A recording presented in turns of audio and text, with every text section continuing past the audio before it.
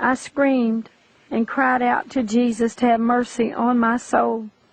A fire broke out and began to burn slowly towards me. I begged for death, but death would not come. My cries seemed to fill the whole jaws of hell, and others joined in, lost forever. I fell to the floor in a heap, feeling all the torments of hell that I had seen others in. I could hear a sound echoing in the air, and it was as if the jaws of hell were opening again and again, and many more souls were falling into hell.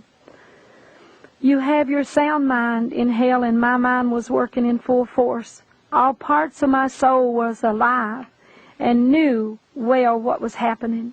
I remembered my whole life and all who had come to me. I remember praying for the sick and Jesus healing them. I remembered His words of love and His devotion for me. I wondered, oh my God, what am I doing in hell? If only I had been more like Jesus, I cried. I knew there was life above, and I looked up hoping to see something or someone, but the light faded away. Darkness and a dim, dirty fog filled the place. A dim, yellow light and the smell of rotten flesh. Minutes and seconds and hours seemed like eternity. When would this end? Large snakes crawled past the outside of the cell. I cried, oh Lord, let me out. But I had no strength to get up. My soul was alive and knew everything. I saw the jaws open again and more souls fall into hell.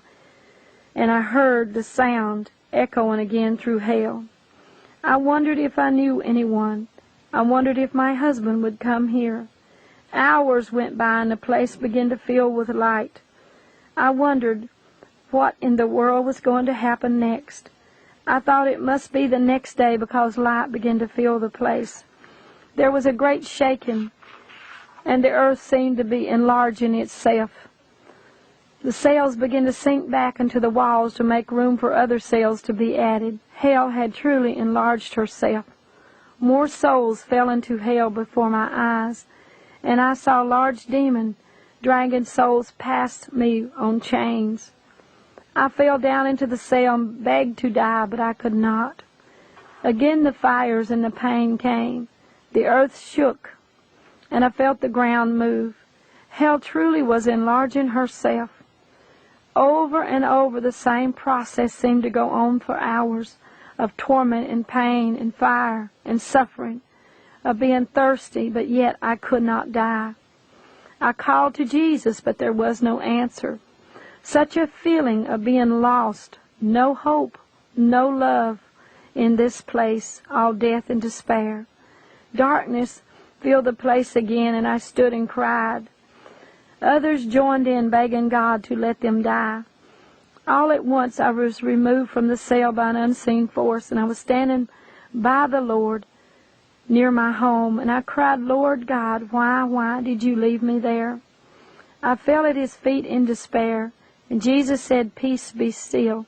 Jesus said I had to take you there and leave you there as one of the souls who had sinned against God and was cast into hell. I was there all the time. I had to let you experience the reality of hell. You had to actually feel the torments of hell so that you could tell others. By this experience you will bring multitudes unto me.